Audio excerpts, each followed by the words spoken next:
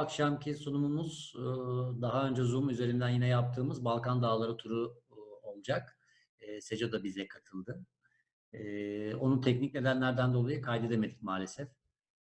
Şimdi o problemi çözdük. Başlayacağız. Senin eklemek istediğin bir şey var mı Seco?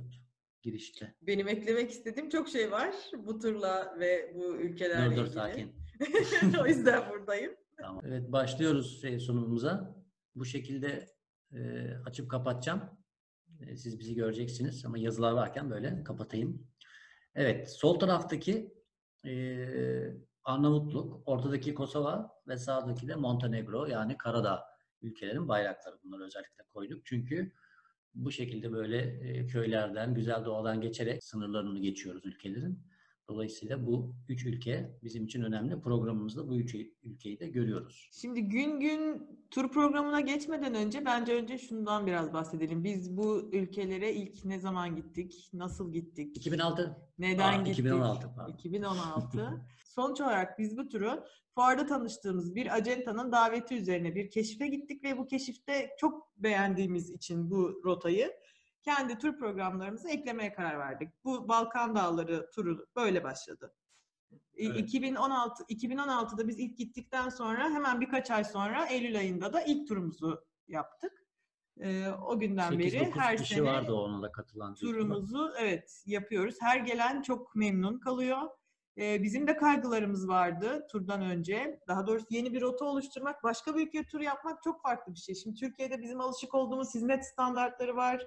İnsanların sizin ne istediğinizi anlaması kolay, anlatması kolay. Ama başka bir ülkeye tur düzenlediğiniz zaman ekoturizmden bahsediyoruz. Hele de böyle yani bir tur değil. düzenlediğiniz zaman değil, otobüste giden çok şirket var tabii ki Balkanlara. Biz tabii ki ben her zaman kendi yaptığımız tarz işlerden bahsediyorum. Çünkü biz gidip de yıldızlı bir otelde kalmıyoruz. Şimdi 3 yıldızlı bir otel dediğimiz zaman dünya standartı var yani. Hani 3 yıldızlıysa 3'tür, 5 ise 5'tir yani. Onun artısı eksisi yoktur. Ama bir köy evi dediğiniz zaman her yerde başka bir şeyle karşılaşabilirsiniz ve işte orada bizi bir diğer etkileyen şey de şu oldu. Yani ekoturizmin gerçek anlamda uygulandığı bir ülke. Çünkü bir kere gittiğimiz hiçbir yer turistik değil.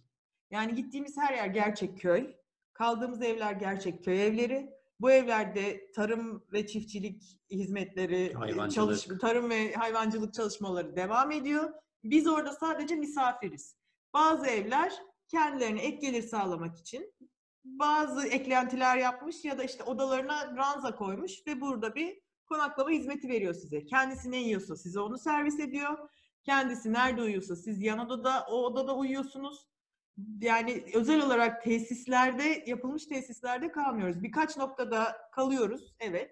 Ama turun en kıymetli anları bence bizim bu köy evlerinde, gerçekten yaşayan köylerde, orada yaşayan insanlarla birlikte kaldığımız, sofraya onlarla birlikte oturduğumuz günler. Onları göreceğiz birazdan. Çok özel noktalarda kalıyoruz. Bu konuda Lendita'ya da teşekkür ederiz. Kaldığımız her yer gerçekten muhteşem. Evet, başlayalım mı artık sunuma? Yoksa biz daha böyle konuşuruz. Anlatabilirim yani. İlk slayttayız bu arada. Şimdi biz kendimizi kapatalım. İlk güne geçelim. Ben de biraz teknik konuşayım bir acente sahibi olarak. Evet, burada 1. gün, 5. gün, 8. gün falan diye yazdık. Bu biz akışımız olsun diye bu şekilde yazdık. Açıkçası çok da fazla oradaki yazılara dikkat etmeyin. Fotoğraflar ve videolar var ve anlatacaklarımız var. Onlara konsantre olmanızı rica edeceğim.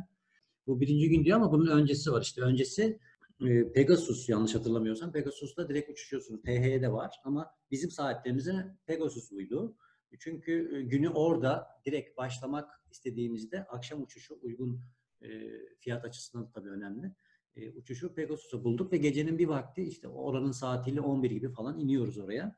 Bizi karşılıyorlar havaalanında. Sabiha Gökçen'den Priştine'ye direkt uçuş var. Yani 1,5 saat falan sürüyor. Direkt orada bizi karşılıyor oradaki ajantamız ve Peya, İpek kentinde gidiyoruz. Otele gidiyoruz ve kalıyoruz. Sabah bu üç ülkede vize gerektirmiyor bu arada. Sabah uyanıp direkt tura başlıyoruz kahvaltımızı yaptıktan sonra. Sanki ülkedeymişiz gibi. Yani Türkiye'nin bir yerine, bir Trabzon'a, bir başka bir yere, Sivas'a gitmiş gibi oluyoruz. O açıdan güzel. Vize yok. 3 ay orada kalabiliyoruz direkt pasaportumuzla gittiğimizde. İşte tipik 6 aylık geçerliliği olan bir pasaport yetiyor. Ülkenin bu arada gitmeden önce bizim tüm liste hazırlanıyor, gönderiyoruz tabii ki oraya hem konaklamalar için hem de ülkelere, bu bahsettiğimiz ülkelere yürüyerek geçeceğimiz için bunların bir yasal prosedür var. Ama çok güzel o ekoturizmden bahsettik. O çok güzel oluşumlar. 3 ülkenin de ortak kurduğu bir böyle mekanizma var ve bu çok güzel işliyor. Yani dünyanın her yerinden gelen insanlar var.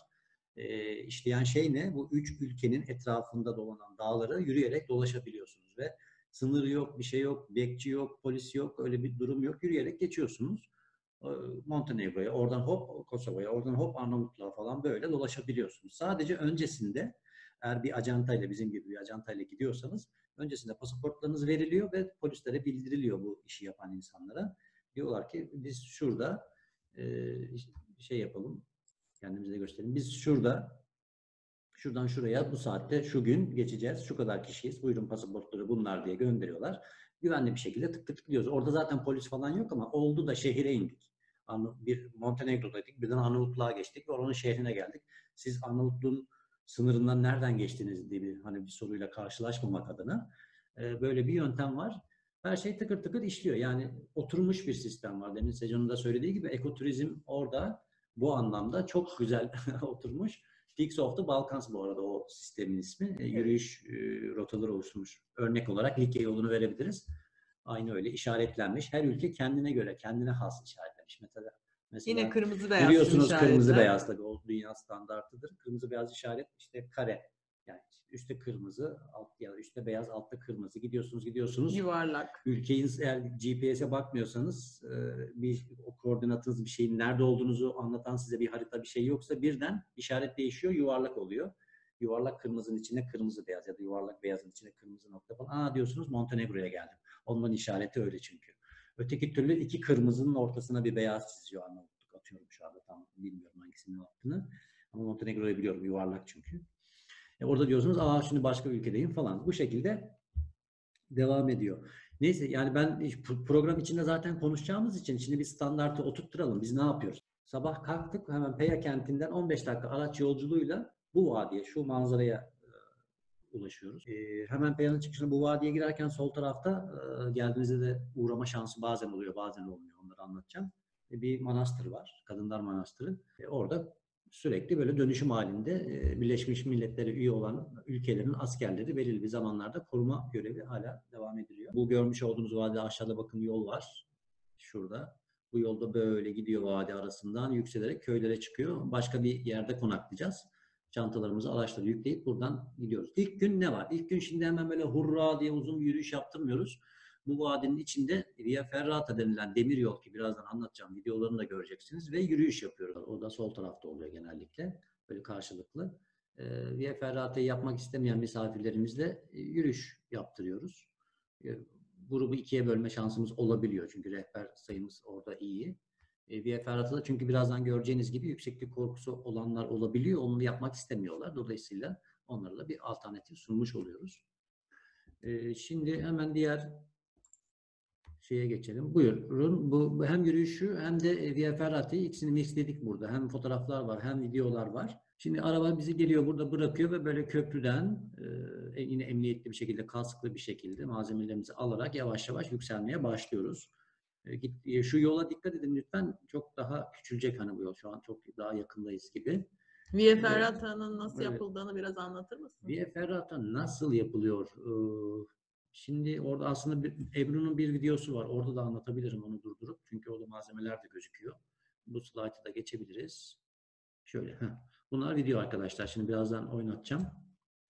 Bakın böyle bir koruyucu halat var. Böyle demirler var. Kayalara oyulmuş bir şekilde içeriye. Bundan daha uzun da bu parçanın içinde, kayanın içinde olan bir parçası var. Öyle düşünün. Çok sağlamdır. Yani mümkün değil bunun kopması falan. Önemli olan kayanın sağlam olması ki bunu yapan da ustalar ona göre biliyorlar bu işin tekniğini. Çok güvenli bir şey ama ekstra daha da güven alın diye sizi böyle bir halatla gördüğünüz gibi şu karabinle belinizden kemerle bağlıyorlar. 2 tane var hatta bunda. Birini aktarma noktasını burada göstermek lazım size. Yani kafanızı anlattırmak da istemiyorum. Çok fazla ayrıntıla konuşmak istemiyorum ama bu halat çaktıkları bazı noktalar var. O noktalardan halatınızı yani şu karabinayı geçirmeniz gerekiyor. Dolayısıyla 2 tane bunlardan var. Birini geçirirken olur da düşersiniz diye, öteki sizi tutsun diye. Böyle sırayla gidiyorsunuz. Yani bu yaklaşık dikliğine göre değişiyor tabii bunların arasındaki mesafe ama 1,5-2 metredir ortalaması. Yani 1,5-2 metrede bir siz bu 2 halatı buradan tutup karşı tarafa geçirmeniz gerekiyor. Tek yapmanız gereken bu. Aynı zamanda da tırmanıyorsunuz. Kaskınız var, kemeriniz var dediğim gibi gayet düzenli. Yani hiçbir şekilde düşme riskiniz yok. Bazı noktalarda böyle şimdi mesela şunu başlatayım. Bu negatif çıkıyor şu anda burada. Evet. Bravo. Oraya bir kere de çık, negatif çünkü orası. Kolları yorulana kadar yat. Heh. Halatı çekiyor bakın. Kendisi sürünerek geliyor böyle halat. Çok güzel. Buradan aktarma yapacak birazdan. Gidiyorum. Görüyor musunuz? Bunu çıkarıyor, oraya takıyor. Bu. Yavaş yavaş sırayla herkes tek tek çıkıyor. Arkadaki, öndekini bekliyorsunuz. Siz çıkıyorsunuz, arkadaki geliyor falan falan böyle. Hani yaklaşık işte bir zoru daha vardı bunun. Biz orta halli olanı seçtik. Çünkü hiç yapmayan insanlar var aramızda. Onları da çok daha fazla dike yormak istemedik. Programa bunu koyduk yani ama oraya gittiğimizde ben sertini istiyorum dilerseniz oraya da çıkartabiliyoruz. Bu ikinci videomuz. Kosova'da Rugova Vadisi'nde bir ferrata yapıyoruz. Buralar çok güzel. Gelsenize. Bunları zamanında yaparken Instagram için 15'er saniyelik çekmiştim. Buraya da koydum. Fotoğraftan ve benim anlatımlarımdan daha iyi anlıyorsunuz diye düşünüyorum. Her şeyi belli ediyor çünkü. Gittikçe yükseliyoruz. Yoldan bakın bayağı yükseldi. Duvarlardan çıktık. Çok güzel. Viye Ferhat'ın geçmişinden bahsedeyim. Bu nasıl oluştu? Birinci Dünya Savaşı'nda, İkinci Dünya Savaşı'na daha da gelişiyor ama başlangıç seviyesi bir zamanı Birinci Dünya Savaşı'dır. Askerleri bir yerden bir yere dağları aşıtmak için taşımak adına böyle bir yöntem bulmuşlar. Yani birçok teknolojiyi askeriyeye borçlu olduğumuz gibi bu eğlenceyi de askeriyelere borçluyuz. Yüklenen işte bütün malzemelerini, silahlarını, şunları bunları, yiyeceklerini insanlar sırtlarında bu şekilde dağları aşarak geçemeyecekleri geçitlerden daha kestirme olsun diye dimdik dağları, duvarlara çıkarak böyle bir yol yapmışlar. İsmini de İtalyan Alplerinden yaptırdıkları için bunlar İtalyanca Via Ferrata deniyor. Dünyaya bu şekilde duyulmuş bu isim. Herkes bu şekilde biliyor. İkinci Dünya'da daha da gelişiyor bu İkinci Dünya Savaşı'nda. Şimdi dünyanın birçok yerinde var. Türkiye'de bir tane var. İlk ve tek yapıldı. Kemaliye'de, Erzincan'ın ilçesi Kemaliye'de. Oraya da turumuz var, gelenler biliyor. Çok güzeldir. Şu anda mesela bizim yaptığımız rotadan çok çok daha uzun ve serttir mesela. O da hani burası başlangıç seviyesi, orası bir tık daha zordur mesela. Onu da burada notunu vermek lazım. Evet, bir sonraki slayta geçelim. Evet. Bunlar bu şekilde. Evet, bu da video. Mesela bir grubun, bunlar bu arada farklı zamanlarda giden insanlar. Hani hep aynı tur değil. Şu ortadaki fotoğraftan bahsedeyim. Biz çıktık ve artık iniyoruz. Burası Peya kenti. Bakın ne kadar yakın. Çıktık aynı rotadan inmiyoruz. Malzemelerimizi toplayıp bir patikadan tekrar arabanın olduğu yere iniyoruz. Yani böyle bir loop, şöyle kendimize de gösterelim. Böyle bir loop yapıyoruz. Başlangıç ve bitiş yeri aynı olmak üzere. Ama bu başka bir grubu Via Ferrata yaptırmayıp yürütmüştük. Bu da bakalım neredeymiş. Manzaramız da şu şekilde.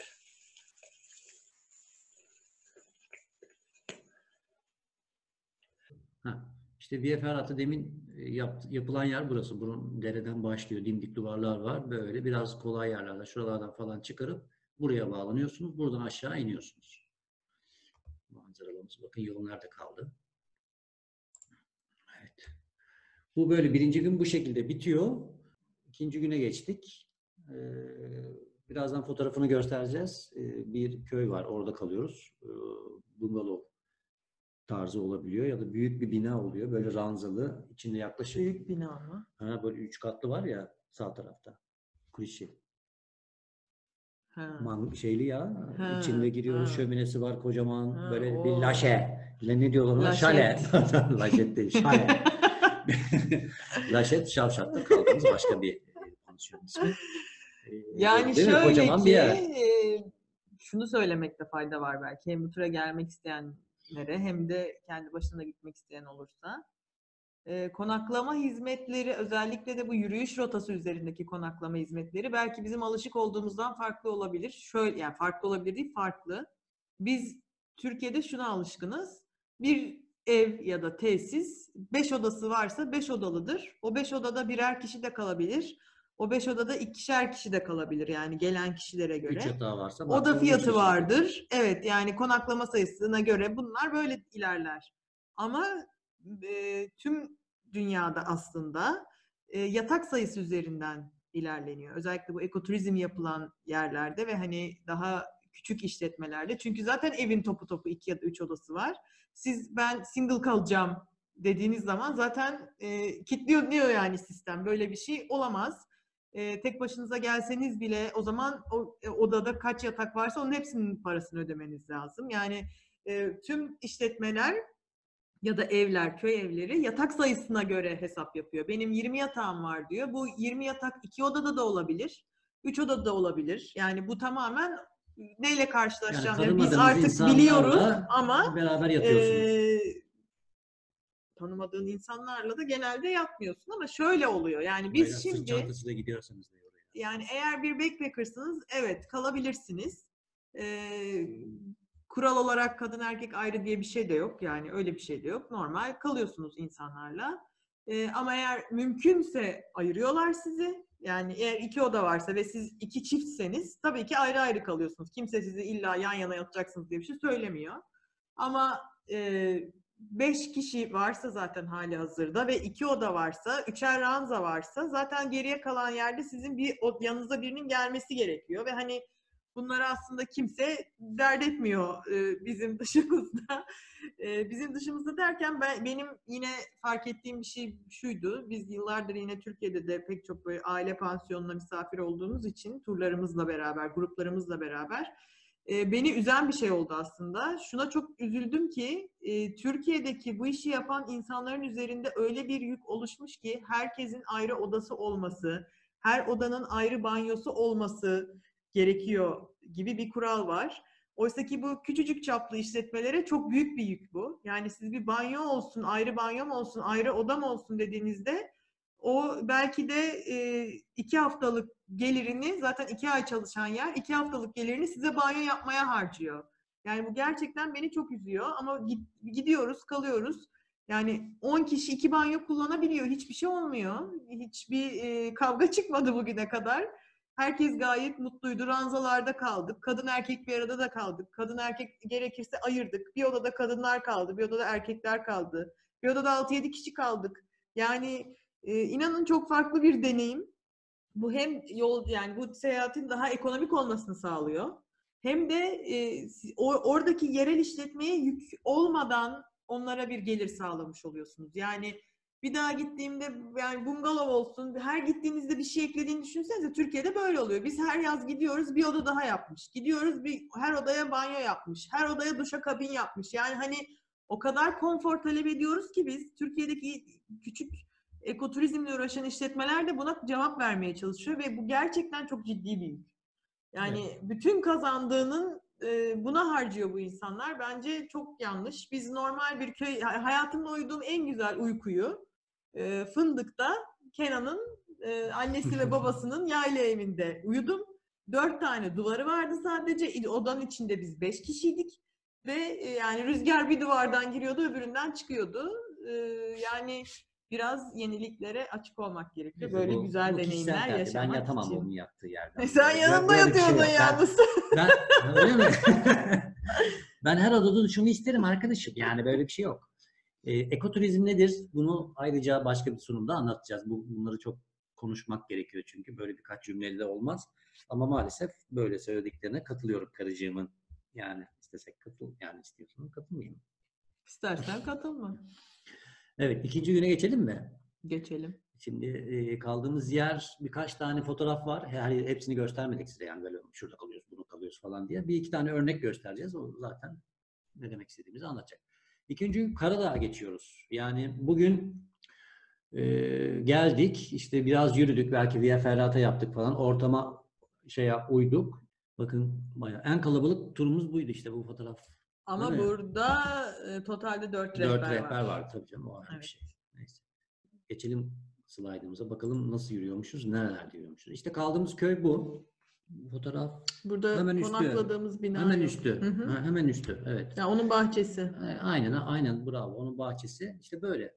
Biraz dağınık ama hani bir birliktelik görüyorsunuz böyle Karadeniz evleri gibi böyle darmadağın değil böyle baktığınızda bir köy yerleşimi, merkez yerleşimleri mutlaka var her köyde. Çünkü bizim Karadeniz kadar çok sarplık yok o anlamda. Biraz daha böyle Şavşat'a benziyor. Daha yaygın, böyle dağlara bastırılmış, yayılmış gibi stepler var.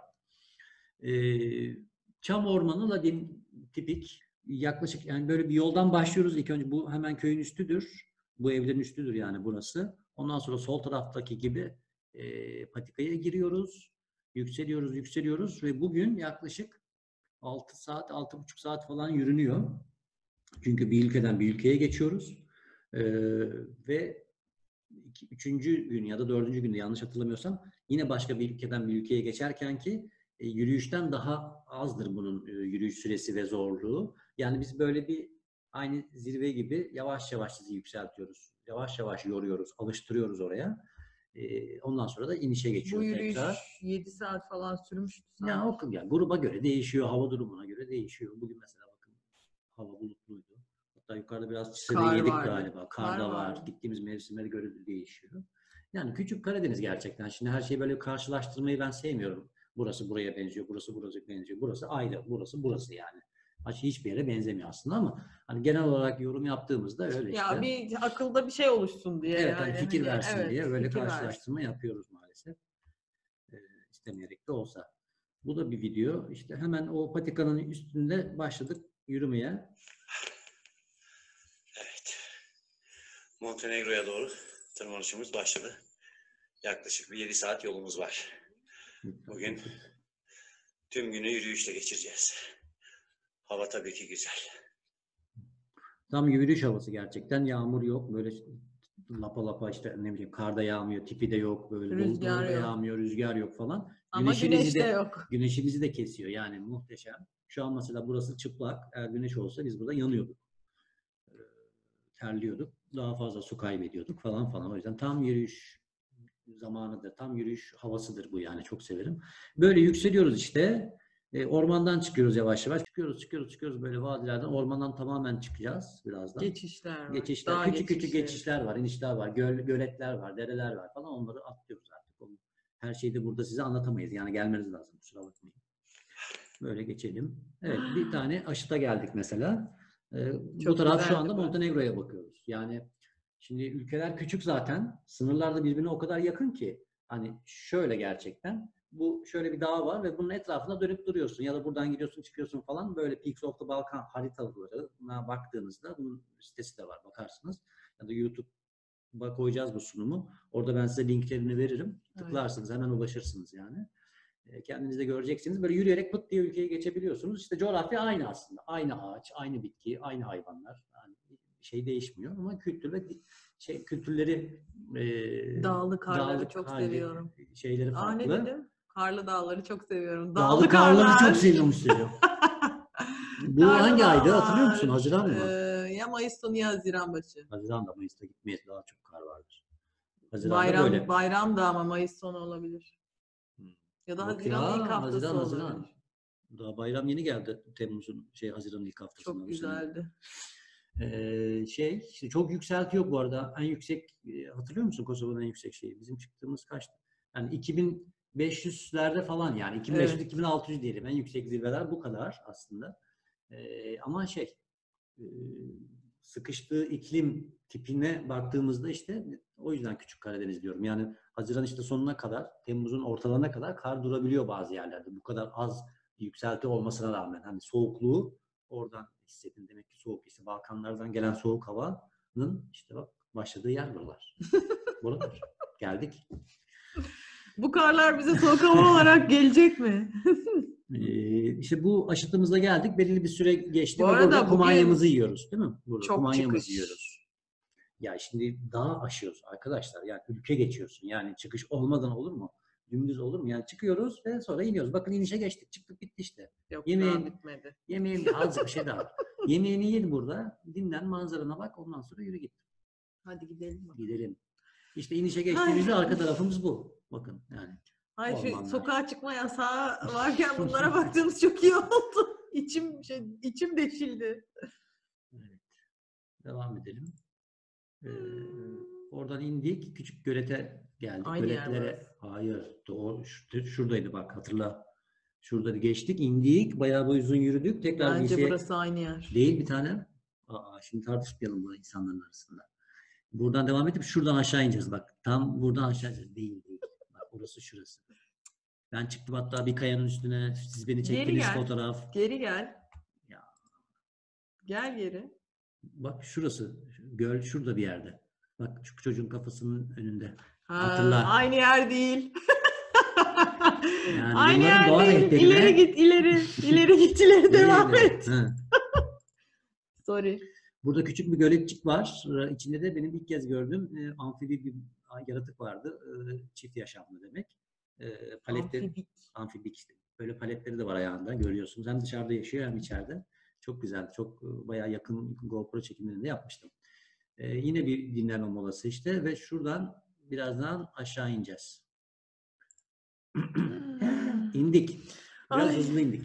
Bu böyle pıt pıt diye Ay iniyor. bu ekran koruyucu gibi şey böyle. Evet. Windows fotoğrafı Evet, gibi çok olmuş. güzel. Bu ışık da vuruyordu buraya. Evet. Buradan şuralarda bir yerde araca buluşuyoruz. Böyle dönüyor buradan. Yaklaşık bir yarım saat falan araç yolculuğuyla şeye geçiyoruz. Konaklayacağımız yere geçiyoruz. Onun fotoğrafları da var. Orası güzel bir yer. Onu göstereyim. Yani ama yürüyüş yani Kaçkar zirve turu dışında en uzun yürüyüşlü turlarımızdan biri.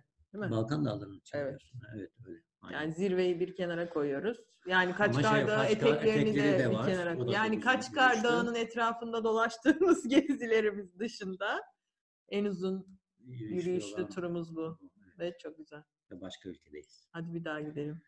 Bak mesela 3 ile 4'ü birleştirmişim burada. Kafanızı karıştırmasın.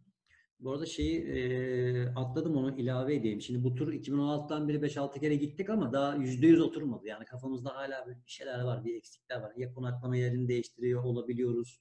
İşte böyle hava yağmurlu mesela şu anda yağmurlu hava durumunda burada köyleri yazıyor. Kapatayım şunu. Vadileri, köyleri ve vadileri yazıyor. Açacağım. Durumunda bir şeyler oluyor. bu arada- Yani %90 bitireyim çocuğum. %90 falan bitti bu tur. Ama %10'luk falan kafama göre. Yani ben öyle düşünüyorum. Bir eksikleri var. Eksik dediğim hani değiştirilmesi gereken bir şeyler var. Yani Bize daha uyarlayacağız. iyi, daha keyifli Evet, daha hale iyi, gelmesi nasıl- için aynen uğraşıyoruz. öyle. Yoksa hepsinde yürüyüş var, hepsinde doğa var, hepsinde bir ekoturizm tesisi mutlaka var ama Evet. hani bu bundan Bize- sonra daha mı iyi? Sonuçta biz de bazı şeylere dikkat ediyoruz. Yani 5 gece üst üste 6 kişi bir odada kalmasını Yani. biz de tamam yani evet her şeyin daha doğal olanını ve güzel olanını tercih ediyoruz ama sonuçta sizin talep ettiğiniz konfor bizden talep ediyorsunuz o konforu ve biz mümkün olduğunca ikisini dengelemeye çalışıyoruz. Yani Yoksa evet, bir çadırda da gece- kalırız yani. Yani bize Bir hafta kalsa çadırda bir hafta kalalım. Daha çadırda ucuz olur. kalabiliriz. Öyle değil. Hani dengesini Benim bulmaya canıma minnet. çalışıyoruz. Ben uyurum yani. Yani dengesini bulmaya çalışıyoruz. Yani orta halli. Ne yukarılarda böyle lüks ne de aşağılarda hani Yani bir gün duş Tartışılır bu alamadıysanız yani hani sıcak su mu yetmedi bir şey mi oldu? Ertesi gün emin olmak istiyoruz rahat ve konforlu olacağınızdan. Açıkçası böyle bir denge oluşturmaya çalışıyoruz. evet. Bu turda özellikle şöyle bir şey var. Evet. Çıkıyoruz, iniyoruz, Ya çıkıyoruz, o da iniyoruz. psikolojik Yani bir her şey açıdan. yani. 3 gün üst üste Yorgunluk. dayanamıyor insan o yorgunlukla ama işte yani mesela çok yorgunsun. Bugünün sonunda nerede uyuduğunuz inanın hiç fark etmiyor. Hiç fark etmiyor yani. Aynen öyle. Ama 2 saat yürüyüp işte akşam üstünü tesiste geçireceğimiz mesela günde Daha ayaklarınızı uzatıp bir konforlu bir yer keyifle olabiliyor. konforlu Daha duşunuzu arıyoruz. almak, saçınızı kurutmak gibi lüksleriniz olsun diye bir Evet. denge oturtmaya çalışıyoruz. Evet, sistem bu. İşte oturdu %90 ama %10'luk bir kısım var. O yüzden bunları hani birleştirdim. Hava durumuna göre, gruba göre, işte bir şeylere göre değişebiliyor. Burada mesela Pilav diye bir göl var. Birazdan göreceksiniz. Oraya gittiğimizde oluyor, gitmediğimizde oluyor değil mi? Yani onu değiştirebiliyoruz. Hava durumuna bağlı. Yani Böyle bir yağmurlu hava gitmiyoruz. güzelse Çünkü- göle gidip yüzebiliyoruz. Aynen. Çünkü 2 saat oyalanabiliyoruz. Diğer türlü gidip fotoğraf çekip 5 dakikada dönebiliyoruz. Boşuna Yani yolu almamak her yer açısından. yeşil, her yer orman, mutlaka yapacak bir şey, gidecek bir yer. Yani inanın oturup zaten yağmuru dinlemek bile Orada yeterli olmak yetiyor. rahatlamayı sağlıyor. Bu arada şey söyleyeceğim. Heh. Bu 3 ülkede de yani Peaks of the Balkans tabelaları kilometrelere göre değil. Biz ona alışığız. Mesela Likya evet. yolunda işte 10 kilometre, 16 kilometre gibi tabelalara alışkınız. Orada saate göre, yani 2 saat diyor mesela. Avrupa'nın Buradan birçok köy, yerinde böyle. Evet. şu köy 2 saat gibi. Çekya'da da yürümüştük. orada Aklınızda da. olsun, plan program yaparken kendinizi, yürüyüş hızınızı bilmiyorsanız ona göre önce kilometreleri de kontrol etmek 2 isteyebilirsiniz. saatmiş diye hani 5 saatte sürüyor olabilir yani. Sizin için kendi sürebilir. temponuza Herkesin göre. kendi Bu bir cami. Gördüğünüz gibi. Yani çoğunlukla Müslümanların arasında dolaşıyoruz değil mi? Öyle bir şey var. Bir şeyde birazdan göreceğiz, bir köyde Hristiyanlar yani bu var. 3 ülkede Ama Kosova'da Müslüman karma karışık aslında çoğunluk. yani. Evet. Böyle ayrılmıyorlar. Arnavutluk'ta da öyle ama evet, her ülkede her dinden insan rahatlıkla Mesela yaşıyor. Prizren diye bir kent var. Kosova'nın bir yine en kenti. sevdiğimiz şehirlerinden biri. Tam bir hani Osmanlı kenti. Evet. Hani hiç bozulmamış Resmi dili yani. Türkçe aynı Resmi dili zamanda. Türkçe, Hala bütün Türkçe sokak konuşuyorlar. tabelaları çift dilli, yani Türkçe var mutlaka. İnsanlar, bütün orada yaşayanlar Türkçe biliyor. İşte cami, kilise, sinagog falan böyle yan yana. Aynı böyle 200 metrekare alan içinde yani. 1 kilometre kare alan içinde yani. O kadar yakın birbirine. Aynı Anadolu'muz yani işte. Biz belki unutmaya yüz tuttuk ama onlar hala yaşıyorlar. Ne dedik? Geçelim. Evet. Şimdi bu vadideyiz. Şimdi şöyle anlatalım. Biraz gerimizde, bu caminin biraz gerisinde bir mahalle gibi bir yerde, derenin karşısına geçtiğimizde konaklama yerimiz var. Birazdan fotoğrafı gelecek.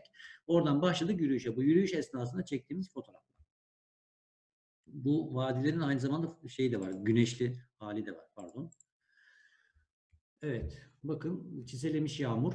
Hatta şurada yağıyor. Bazen yağıyor. Bazen yağmıyor. Görüyorsunuz. Bazen üstümüzü açıyoruz. Bazen kapanıyoruz yağmur yağdığında. Yani malzemelerimizi doğru seçtiğimizde, doğru olduğunda her şey, isterse kar yağsın. Yani Kötü Ağustos'ta hava gidip yoktur. Kötü kıyafet vardır. Yani o yüzden yani büyük depremler, felaketler olmadığı sürece biz turlarımızı iptal etmiyoruz. Şu anda pandemikte olduğumuz gibi yani bütün Turlarımızı iptal etmiyoruz değil. Turlarımızda yürüyüşleri iptal etmiyoruz. Yani bir yürüyüş varsa %95 o yürüyüş yapılıyor. Gelmek istemeyenler tabii ki araçla transfer ya da pansiyonda vakit geçirmeye seçebiliyorlar ama yani evet, ama bunun için geldiğiniz bir için yürüyüş varsa ve bir kişi yürümek istiyorsa bile biz o yolu yürüyoruz. Bakın tozunu giymiş, çanta yağmurluğu da var, sırtında pançosu var. İşte kimisinin şöyle sıcakmış. Evet. Montu da var falan. Hazırlıklıyız yani. Her an soyunup giyinebiliyoruz. Bu vadiden, yani orası muhteşem bir vadi. Yani Karadan bitmiyor anlatamıyorum yani. Bunu görmeniz lazım gerçekten. Çok güzel. Bu güneşlisini de gördük. İşte böyle yağmurlusunu da, sislisini de gördük. Gerçekten efso. Bakın güneşli. Güneş çıktı. Aynı yol, aynı patika. Bu yol nereye gidiyor? Şimdi bir tane göl var, göle gidiyor. Bu 360 derece gerçekten dağlar var burada ve onun ortasında böyle kocaman bir göl var. Hava iyiyse oraya girebiliyorsunuz. Ki beni tanıyanlar bilir. Havayla hiç işim olmaz. Her türlü girerim. Burada şöyle bir video yaptık. Bulut oyunu. Umarım bunlar size net çıkıyordur. Şunu da kapatayım da tam olsun. Şöyle izleyin biraz. YouTube'a da koyacağımız için bunu tekrar izlersiniz. Yani çok güzel böyle. Bunu 45-50 dakikada çektim bu videoyu bu arada. Hızlandırdık tahmin ettiğiniz üzere. Orada bunu izliyorsunuz. Geçtik. İşte gölümüz bu. Gittiğimizde tabii mevsimden dolayı çoktu. Karlar var hala görüyorsunuz. Erimeye devam ediyordu. Buz gibi de suyu var ama ne yaptık biz? Tabii ki girdik. Bakın bir arkadaş suymuş. Yiğit galiba. Yiğit büyük ihtimal. Ben girdim çıktım çekmeye devam ediyorum. Belki de Sezer çekti bunu. Tam hatırlamıyorum ama. Ben de şu an hatırlamıyorum. Ben yokum. Neyse böyle 360 derece daha var gerçekten. Şunun etrafını göstermek isterdim size ama maalesef Olamadı. Oo. Şimdi bu yol aynı yol üzerinde giderken ya da dönerken ordamız ki bakın Bu güneşli bir suyun gün. rengi de yani bu Balkanlara mı Ama hep özel? Hepsi böyle bu kadar berrak. Maşallah diyeyim, bu kadar Ya aslında masmavi. bizim de böyle karstik yapıda olan bütün dağlardan akan suların rengi böyle. Bizim Aladağlardan akan sular da böyle. Bu Ama bir biz çok mavisi kirletiyoruz. Bizde başka bir çok mavi fazla. yani Bizim gerçekten. maalesef nüfus biraz fazla. O yüzden kirleniyor artık. İşte, fabrikalar da fazla falan. Neyse. Ama burada nüfus az. Yani insan sayısı az. Doğa bozulmamış, korunmuş bir Çok şekilde. korunuyor, evet, Böyle gerçekten suları doğru. berrak görüyorsunuz ki son 2 günde Vergona Vadisi'ne gideceğiz. Evet. Oradaki sular aman aman. Burası Blue Eye diye geçiyor. Dünyaca ünlü bir yer aslında. Küçük bir kaynak. 25-30 metre vardır bir derinlikten çıkıyor. Tam giren olmuş mu bilmiyorum. Dalış yapıldı mı? Çok soğuk bir su. Gerçekten çok soğuk. Yani ben 3000 metrelerde 3400 metrede 6 derece suya girdim. İçinde buz da vardı. Ben buna girmedim. O kadar üşümedim. Yani sen buna bir Benim buna girince girmem test lazım. yapman lazım Seco. Evet. Yani bakın güneş de var. Yani şu an burada gölge ama etrafta güneş de vardı. Yani Soğuk değil daha. herhalde bundan sonra da hasta oldum işte. Evet. Hatırlıyor musun? Bağışıklık sistemi direkt çöktü böyle falan. Acayip oldum. Yani çok Çok güzel. üşüdün muhtemelen. Çok güzel. Ama ben biraz da abarttım yani. 4-5 kere atladım. Girdim çıktım falan. Neyse Blue Eye diye bu muhteşem bir yer. Üstümüzde şu anda orman var. Görmüyorsunuz. Ee, harika bir yer. Evet burası da kaldığımız işte buralara Evet. giderken kaldığımız pansiyon. Burası yeni bir pansiyon. 3-4 yıllık daha. Görüyorsunuz tahtalarda yine. Böyle sırayla standart. Hepsi aynı. Tam böyle bizlere uygun. İçinde duşu tuvaleti olan, kliması ya da işte sobası olan. Gelip burada yani yürümek istemiyorum arkadaşım. Ben kitap okumak istiyorum dedim. Sandalyesine otur ya da burada hamakları da var. Otur. Biz de yay. 2 gün burada geçir yani doya doya. Burada 2 gece kalıyorduk 2 galiba. gece kalıyoruz burada. Çünkü bir gün Bir akşam uzun yürüyüş yürüyüşten yaptık geliyoruz. geldik. Ertesi gün işte bu gösterdiğim göllere, Blue Eye'a falan gidiyoruz. Evet. Light bir yürüyüş var. Yani zirvemizi yaptık, yorulduk. Ertesi gün Dinlenmeye vakit dinlendik. oluyor. Şimdi asıl bomba geliyor. Ay. Bu Arada göle mesela gitmiştik. arada göle gitmiştik. Güneşli gündeyken gidelim Pilav. diyoruz. Pilav Gölü. Pilav. Yani bildiğimiz pilav diye yazılıyor. Hayır, arada iyi yok. Ha, pilav. Doğru. Bizde iyi yok. Var mıydı? Var değil mi bizde? Plav diye okunuyor. Böyle bir göl işte. Durgun bir göl. Tatlısu Gölü. Yine etrafı Dibi gözükmüyor. Yani biraz yüksekçe batar. tepelerle çevrili. O da Kocaman dağlarla çevrili. yani şehirde var. Karşıda mesela evler var ama böyle yeşilin içinde Dikkatli bakmanız kalmış. lazım. Yani Bakın şurada küçük küçük büyük, evcikler var. çok küçük ve tatlı bir yerleşim. Ama Evet. boğmuyor. Ay! Balkan Dağları turu Geldi için gönlümün efendisi. zirveleri efendim. Bu turun top noktası, zirve noktası. Yani bizce çok seviyoruz bu rotayı. Palyanka. Palyanka zirvesine doğru çıkıyoruz. Buradaki arkadaşlarımdan şu anda küfür etseler de birazdan çok mutlu olacaklar. Çünkü böyle bak patika nerelerden gidiyor hep böyle Çok sırtı. güzel. Neyse. Çok Şimdi güzel yani. 2 günde bir orada dinlendik, yaptık yürüyüşümüzü. Şimdi Arnavutluğa gidiyoruz. Kosova'da Montenegro'ya geçtik. Hop. Şimdi Arnavutluğa. Bakalım neler olacak. Aracı bizi bırakıyor. Bu kaldığımız o demin gösterdiğim bungalovlardan. yuvarlak işaret. Aynen. Bungalovlardan burası 40 dakika falan çok yakın buraya. Bizi burada Zaten bırakıyor. çok az araç yolculuğu var. Aynen. Yani ilk gün İşte Priştine'den havaalanları, Peya'ya. şehir yani. Evet. Yani Lanet şehirlerde araç bir de kullanıyoruz. Şkodra'dan Evet, feribota biraz araç. Yani 1,5-2 saat, 3 saat yani maksimum. Tabii canım. Maksimum o. Evet. O bile O bize da her çok gün geliyor değil çünkü yani. görmüyoruz araç. Evet.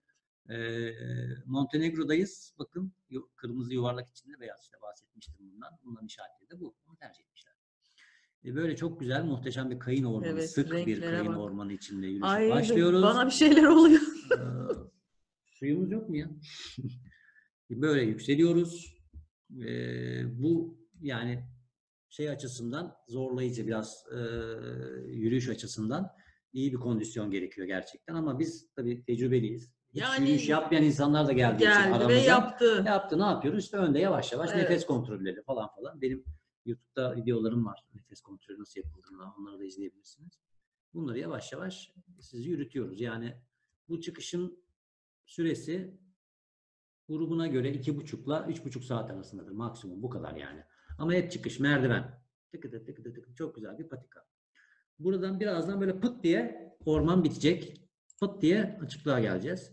Bakalım nasıl yürüyormuşuz. Bugünkü yürüyüşümüzde Montenegro'dan yani Karadağ'dan Nefes nefese. Arnavutluğa geçiyoruz. Çok güzel bir kayık ormanı. Çok sık ama arada böyle anıt ağaç var. Evet, bu da yaklaşık 350-400 yıllık bir ağaçtı tahmin ettiğime göre.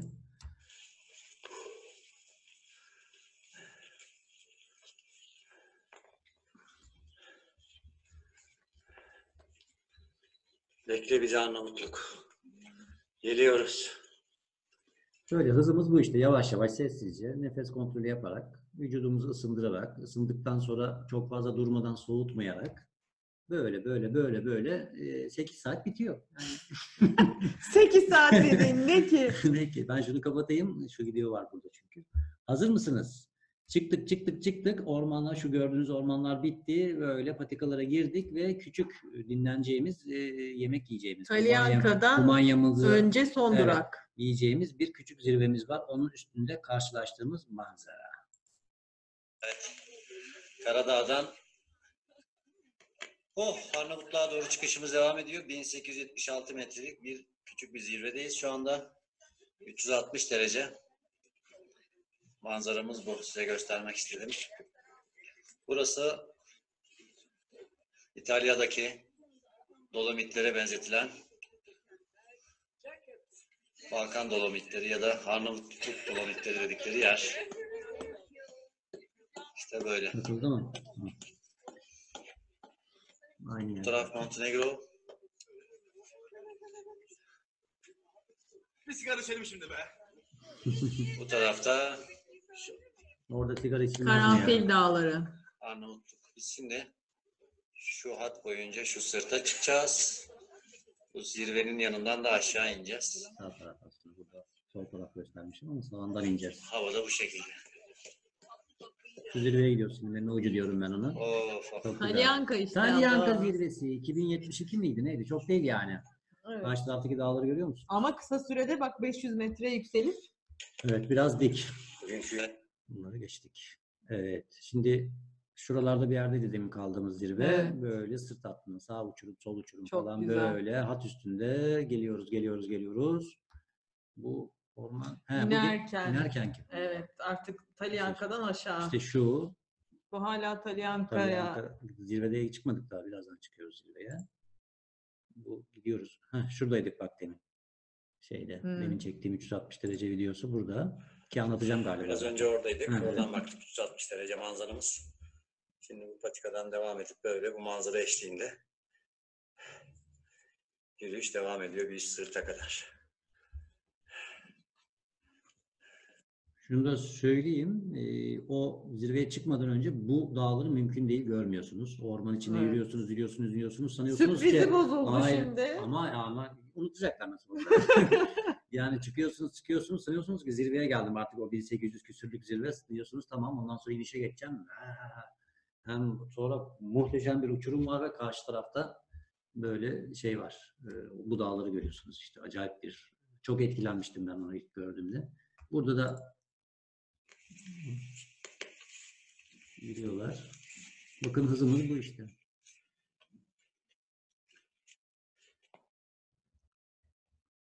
Sonra ne varmış? Bakalım geçelim. Ve Talyanka Ya. zirvemiz bu. 2072 metre. Ay Demin şuralarda Çok bir güzel. yerdeydik işte. Pırt diye çıktık. Fransızlara denk gelmiştik. Hatırlıyor musun? Koşarak iniyorlardı. Evet. Niyeyse. Hani zirveyi arıyorlardı bir de. Hı. Onlar da biraz Böyle karışmıştı 360 durumlar. derece daha.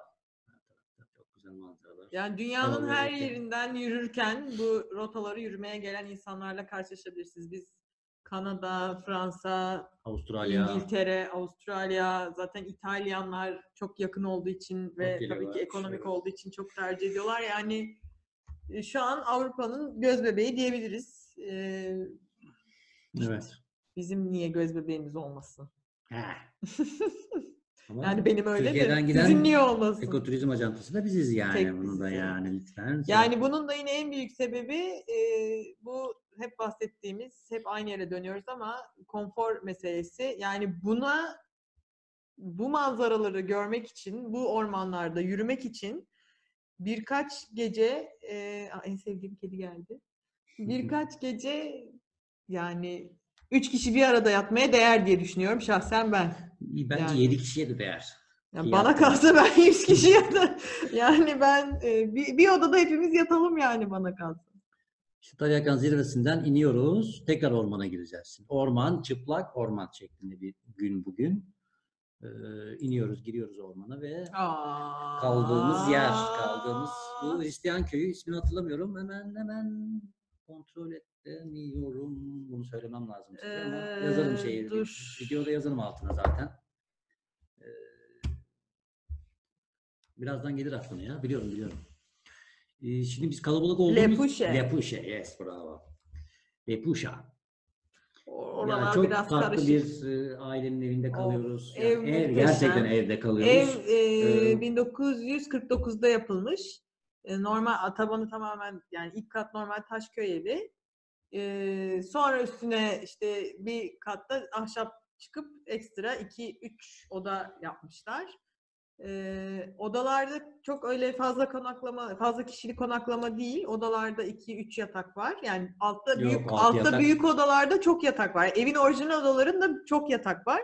Ama üstte yeni yapılan odaları biraz bu herhalde insanların taleplerini gözetip mesela 2 tane çift kişilik oda gibi hani çiftlere yönelik özel şeyler eklemişler. Ama banyolar paylaşımlı.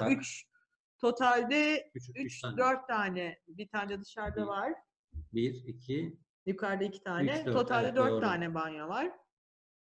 Rahat. Böyle dönüşümlü olarak yıkanıyoruz işte. Yani ölmüyoruz. Bu turda yediğimiz yemekler için ayrı bir video çekelim bence.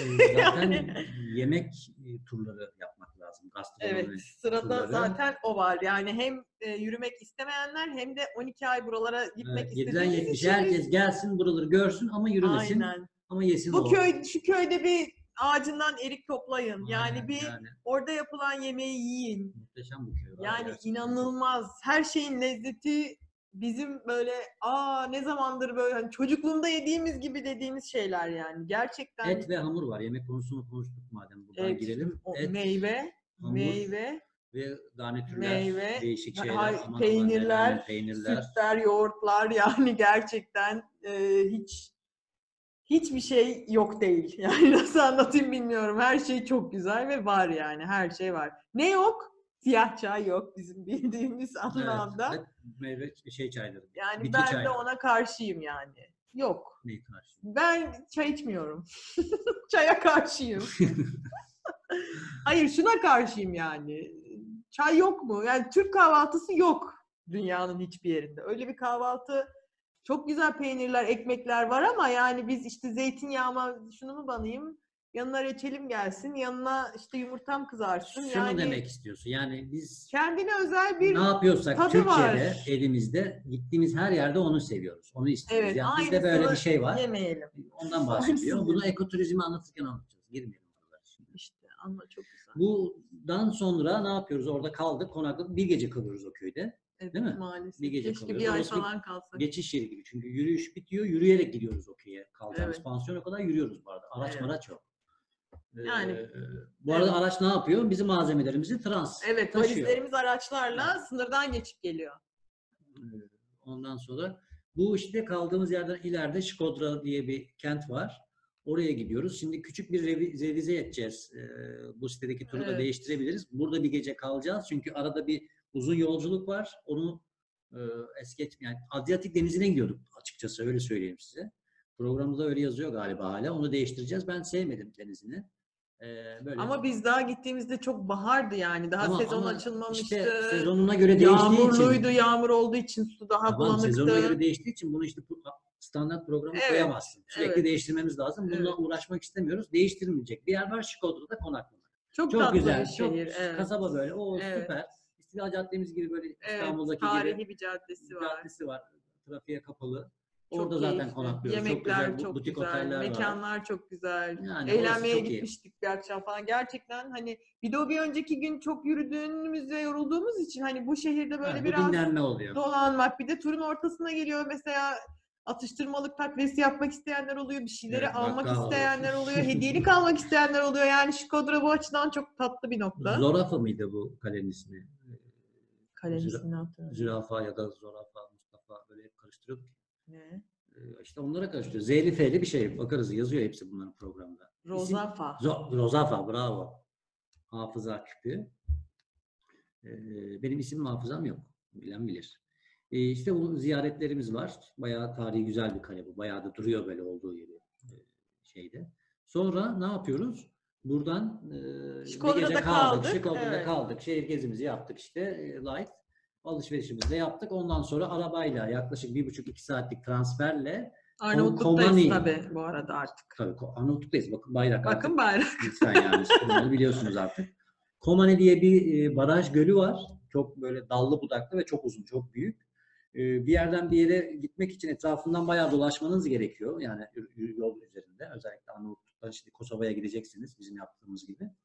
Onu böyle dolaşmıyoruz da biz Komani'den güzel bir sistem kurmuşlar. Arabalı vapur var. Yaklaşık 50 dakika mı? 1 saat mi? Hatırlamıyorum. 1,5 saat. Bir saatten fazla Bir ya. saatten fazla. 1,5 saat diyelim. 1,5 saatlik bir yol gidiyorsunuz teknede. Arabalı vapurda. Minibüs sizi geliyor bırakıyor. Yani. Orada bir çanta aktarma Otele de durumu gitmiyoruz oluyor. çünkü önce yürüyüşe gidiyoruz. Çok güzel. Dur. Ya orada çanta Spoiler aktarıyoruz. verdim. Onu demek istiyordum. Evet, yürüyerek biniyoruz feribota. Araçta Sınır binmiyoruz. geçer gibi yani. Bavullarımızla geçip karşıda bize başka bir araba bekliyor. Transfer bekliyor. Oraya transfer ediyoruz. O kadar.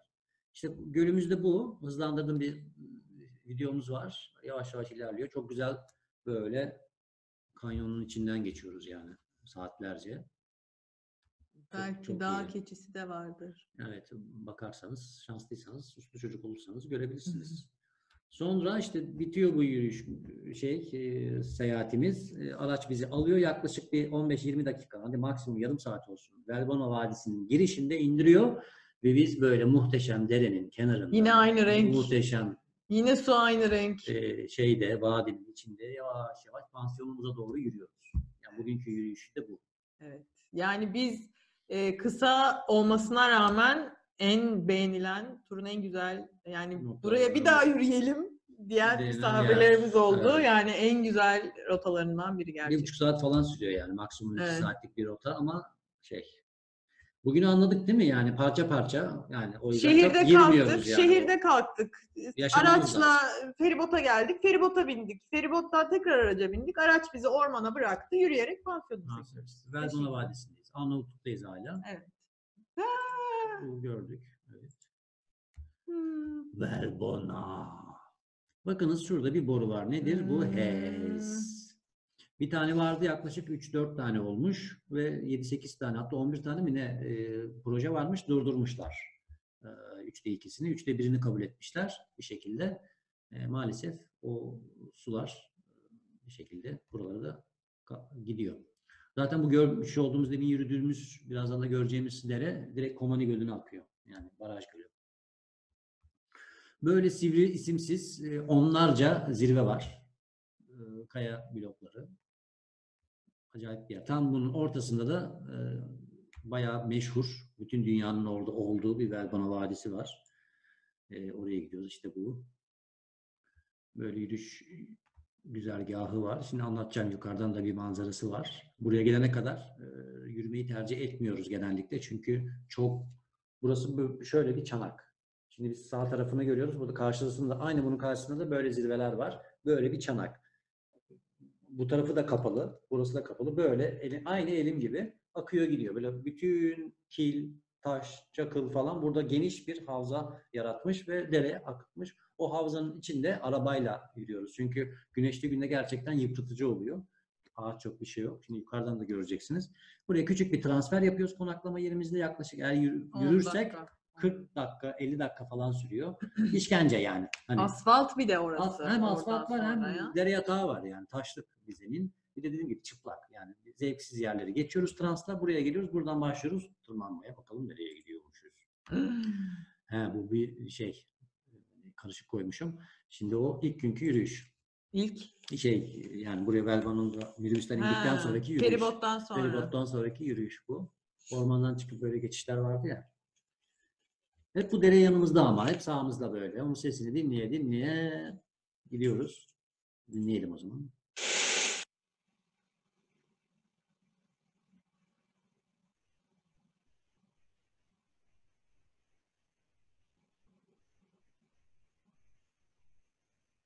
Rengi görüyor musunuz? Bu da geldik, konakladık. Ertesi gün ne yapıyoruz bu vadide? İsterseniz birazdan göreceğiniz konaklama tesisinde kitabınızı okuyabiliyorsunuz. Hiçbir şekilde. Ki ben hep Çünkü öyle yapıyorum. light bir yürüyüş bugün ertesi gün. Çünkü geldiğimiz yorulduk. Ya da ben biraz daha yorulmak istiyorum, bu vadiyi de görmek istiyorum dediğinizde yine bir çıkışlı bir yürüyüşümüz var. Yaklaşık git gel 4 saat sürüyor. Ve oraya çıktığımızda ne görüyoruz? Şunu pardon. Şunu durdurayım, biraz geri alayım. Bakın o bahsettiğim şey, konaklama yerleri şurada işte. Bahsettiğim o geniş havzası, dere havzası. Burada yürümek istemiyoruz işte. Kurmuşlar, bir sistem kurmuşlar orada. Dolmuş gibi böyle 4x4 Unimog'dan bozma, kamyonet mi, traktör mü ne olduğu belli olmayan. Minibüs ya. Sizi böyle tepiyorlar Eski içine. minibüs. Böyle İveko'ları falan Koysaydın böyle. onun da fotoğrafını turuncu. Onun var, kaptan var da arabası yok. Oraya öyle yığılıp gidiyoruz, yığışıp 10 dakika falan sürüyor zaten. Öyle bir yer. Patikamız da burası. Buradan böyle çıkıyoruz, buraya geliyoruz, yükseliyoruz, dikine bir yer. Şu patikadan böyle bak, insanlar yürüyor şurada. Teti göreceğin yeri mi ekledin? Hangi yürüyüş ekledin? Bu mu? İşte Teti'yi göreceğimiz yer burası. Teti diye bir başka vadi var, Velvan'ın hemen arkası. Orası daha bir orman. Yani burada biraz açıklık var, orada full orman yani. Geçiyoruz. Ve kaldığımız yer. Evet, burada işte Arnavutluğun geleneksel evleri, kulalar. Kula evleri bunlar ve gerçekten muhteşem. Biz yani bu vadide kaldığımız 2 yer var. Burada yer yoksa diğer yerde kalıyoruz yakınında, açıkçası. O diğeri daha burası. Lüks bu arada, yani yanlış anlaşılmasın. Evet, burada yer yoksa der ki orası bayağı yıldız alabilecek düzeyde bir otel aslında. Herkesin single ya da 2 kişi kalabileceği. Ama burası o kadar güzel, o kadar geleneksel, aile o kadar doğal ki yani bize burada kuru ekmek verseler biz yine burada kalmayı her zaman tercih ederiz. Ki burada da bu arada her odanın kendi banyosu var. İçinde olmasa bile her odanın kullanımına tahsis edilmiş ayrı yerde banyosu var. Evet. Şurada hemen uzun bir dikdörtgen restoran var. Evet, yemek mutfakları yediğimiz yer da orada. Ayrı. Yani. Çok güzel. Anlatilmez yaşanır. Ben hep burada yatıyorum. Şu şeyde. Bak. Aynı zamanda sulara da giriyorsun. Aynı zamanda hep yüzüyorum. Allah'ım şu suyun rengi gerçekten muhteşem.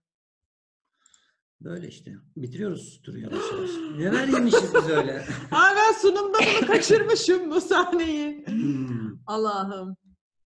Börekleri zaten Arnavut böreği, yani hiç konuşmaya gerek yok. Ortadaki lenditacığımın. Bu arada lendita slow food ödüllü bir yemek yapıcı. Yemek noktası değil. Nasıl anlatayım bilemedim. Öğle yemeğimizi Kaya'da dolaşırken Lendita'nın evinde alıyoruz. Kendi annesi ve kardeşiyle sağ olsun bize yemekler hazırlıyor. Gerçekten yani gördüğünüz sebzeler bahçeden. Bu en baştaki en soldaki teşekkürler. En soldaki o kuçişte yediğimiz yemek. Ben hiç hatırlamıyorum ne yediğimiz. Yani hepsi birbirine karışıyor bir yerden sonra. Hepsini hatırlıyorum hepsi ya. Güzel. Hepsini ya ben şuna hastayım. Bak şurada yiyorum galiba. Yok, ben Yeliz mi o? Değil. Ben olabilirim. Şuna hastayım bak, şu her sofrada var. Değilsin, biliyorum. Peki. Şu. Beni. Şu biberin ismini hatırlıyor musun? Hayır. Yani. Biberin ismini hatırlamıyorum. Değişik o bir biber çünkü kaymağın içinde biber yani. Kaymaklı, yağlı olayı böyle. kaymak çünkü oradaki olay biber değil kaymak. Biber de ama değişik biber yani. Bizde olmuyor biber yani. Görmedim ben başka bir yerde. Böyle dolma biberle bizim yeşil biberin arası böyle değişik bir şey. Yani bu gelen sadece ortaya gelenler. Yani tabağa önümüze gelen yemekleri gerçekten çekemedik, bakın sığmamış. Anlatamayacağım yani. Kelimeler kifayetsiz. Şu kaymaklı bizim Karadeniz'de de yapılıyor. Anadolu'nun birçok yerinde var. değişik değişik usullerle yapılıyor ama yapılıyor. Kaymakla mısır ununun karıştırılarak yapılan bir çöreğimsi bir şey. Ya aslında dünyanın her yerinde şey aynı, mantık aynı yani. Nerede yaşıyorsanız oranın ürünlerini en doyurucu şekilde, en çabuk şekilde yapabildiğiniz ürünleri yiyorsunuz. Ama Standart yani. buradakiler standart mı? Yani bu söylediğim standart yani. Güney Amerika'ya gittiğinizde oradaki işte neyse Canım ben patates, Balkanlarda yani bir mutfak seçmem gerekiyorsa o hiç dünya dışarıdan, İkinci- Türkiye dışında bir mutfak seçmem gerekiyorsa İkinci ne? Balkanlar yani. Ne? Kırgızistan olabilir mi? Kırgızistan'da sofrada utanıyorsun. Evet. Orada başka bir şey var. Ya ben böyle bir Sunum misafirperverlik, falan. böyle bir sunum hayatımda Kırgızistan sunumu da görmedim. yapacağız bu arada. Onu da Yani bunlar çok lezzetli ve bizim hani çok alışık olduğumuz, çok evet. sevdiğimiz yemekler. Orada yemekler birazcık daha farklı. Yine çok lezzetli ama oradaki ikram miktarı ve düzeyi insan işi değil yani. Yani evet. Abartı. Evet. Tek Onların kelimeyle. vardı Acayip. videoları. Sofra Var. yani kahvaltı. İşte burası Lepuşe. Evet. O Bu ev anlattığım işte. alt kat 2 katlı taş, ev. eski tarihi ev. Mutfak burada normalde. Hava güzelse Evet. dışarıyı çıkarıyoruz. 3 katlı evet bu arada burası. Evet 1, 2, 3. Altta mutfak var. Üstte anlattığım büyük odalar var. Onun üstünde o çıkmamış ahşap yeni odalar var. İyi patatesler. Patates. Ben Bunların geçiyorum. Hemen geçiyorum bu hepsi şeyi. köyden kendi yetiştirdikleri ürünler. Hay çok güzel fotoğraflar. Evet. Böyle işte mutlu oluyoruz. Bu işte bu deli şey. Aa bak burada. İşte Bak, yine mini turuncu, mini. Evet. üstünde de oturabiliyorsunuz. Evet. Çok sevmiştik bu kaptanı. Çok komik. Arnavutlar bir de bağıra bağıra konuşuyorlar. Kavga eder gibi. Aynı Gürcüler gibi. İlk başta korkabilir. Yani korkmak derken bir gerginlik mi var diye düşünebilirsiniz ama yok. Bol sohbetli, bol keyifli. Yani şöyle söyleyeyim, kendinizi Emir Kusturica filmindeymiş gibi hissedeceğiniz bir tur olduğu garanti. Her yerde, herkes çok özel, herkes çok keyifli, keyfine düşkün. Tabii bunda belki sürekli kendi ürettikleri rakıları içmenin etkisi de olabilir, bilemiyorum. Ama yani Kahveleri gerçekten... çok güzel, biraları çok güzel. Kahve. Kahveleri gerçekten güzel. Ben kahve içmiyorum ama içen herkes bunu söyledi. Çok iyi. Ben de içmiyorum ama orada içiyorum bu arada her gün. Bir macchiato içmeden. Değişik bir kahveleri var. Kosova bu konuda çok başarılı. İtalya'ya yakın olduğu için herhalde diyoruz onu da. Ama kendi özel bir demleme yöntemleri olduğunu söylüyorum. Ben anlamayacağım için sorma gereği duymadım yani. Evet siz yani kahve meraklıysanız oraya geldiğinizde evet. Anlatırlar size. Her şeyi de bize sormayın. Yani böyle ki çok güzel bir ülke. Çok güzel bir ülkeler. Yani üçü de çok güzel ama biz... Sonuçta Arnavut Birliği var. Bak bundan bahsetmedik.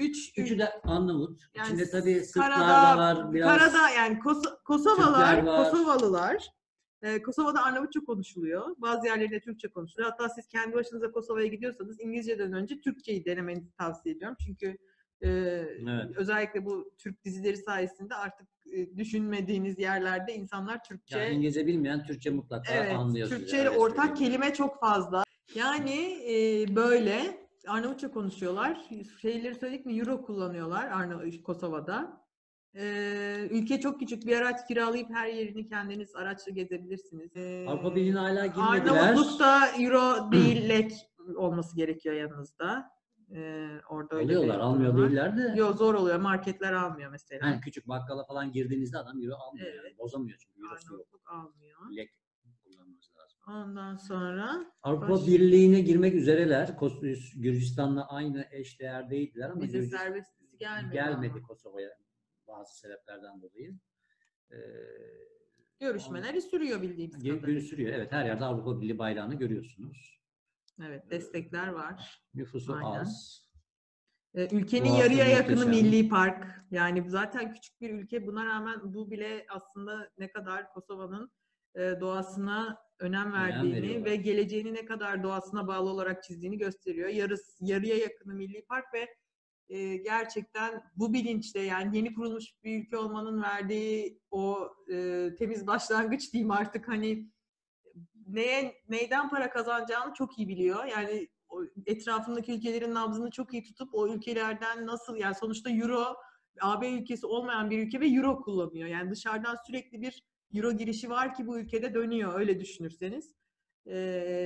Gerçekten neye yatırım yapacaklarını bence iyi biliyorlar bu anlamda. Daha doğrusu turizmin, yani neye yatırım yapacakları, ülkenin siyasi politik yapısını bilmiyorum çok fazla ama turizmin onlara çok güzel bir gelir sağlayabileceğini Farkındalar. ve hangi tarz turizmin ülkenin doğasını bozmadan ve kültürünü bozmadan en çok işe yarayacağını, en çok dikkat çekeceğini, hangi tarz turizmin dikkat çekeceğini çok iyi biliyorlar bence. O yüzden seviyorum Kosova'yı. Hepsini seviyorum ama en çok Kosova'yı seviyorum. Öyle mi? Yani Ben Arnavutluğu da ayrım- seviyorum, Karadağ'ı da seviyorum. Yapmıyorum. Karadağ'da daha az bulunduk. Belki onun da etkisi var. Daha yani Karadağ tabii görmediğimiz o kadar çok yeri var görmediğimiz ki şey yok. Arnavutluğun da aynı Arnavutluk'ta şekilde. da öyle. Evet. Ne Yani vadiler bu var. üç ülke içinde biz en iyi Kosova'yı tanıdık. Bu bizim Lendita He. ile Kosova'da tanışmamız, yani Lendita'nın Kosova'dan olmasıyla da tabii ki çok ilgili. Evet. Ama bu üç ülke içinde kökleri bize en yakın olan da hep Kosovalılar gibi geldi. Arnavutluk Evet. yani bana öyle geldi. Bilmiyorum. Yani o ayrımları çok yapmaya gerek yok bence. Neyse. Evet. Arnavut var, yani onu söylüyorduk. Kosovalılar da. Arnavutlar Arnavutça konuşuyorlar. Arnavutlar da Arnavutça konuşuyor. Karadağ'da Sırpça biraz daha yaygın bildiğim kadarıyla.